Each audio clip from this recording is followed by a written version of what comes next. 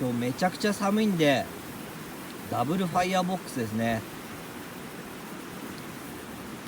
このナイフいいですよ本当に。ブッシュクラフター LT3V チェリーウッドですね。